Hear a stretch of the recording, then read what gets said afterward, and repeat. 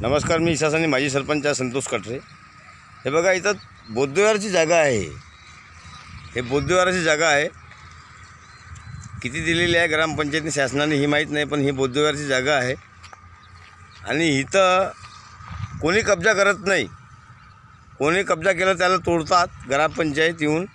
आणि हे धर्मात्मा दवाखाना आहे। ह्या धर्मात्मा दवाखान्यावाल्यांनी कब्जा केलेला आहे।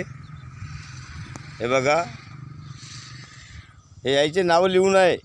हे डॉक्टर लोक कधी इथं आले नाही, कधीच नाही आलेले आहे आणि इथं कब्जा केलेला आहे हे। आणि एवढं मुरुम टाकलेलं आहे, कुठून आणलं हे मुरुम एवढं हे माहीत नाही। तरी पण 100 गाड्या मुरुम आहे इथं।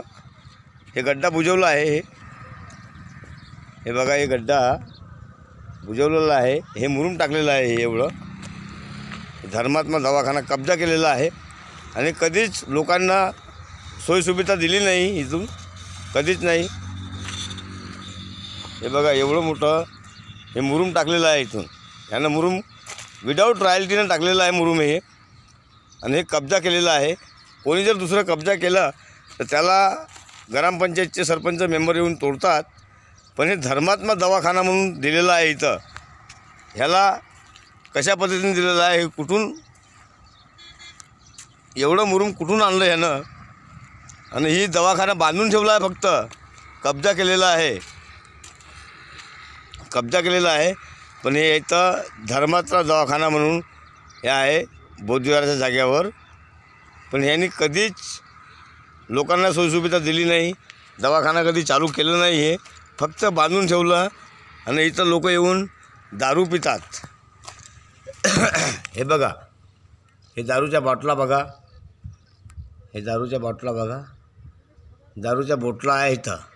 धर्मात्मा दवाखाना म्हणतात ह्याला। इथं दारूची बॉटला आहे इथं।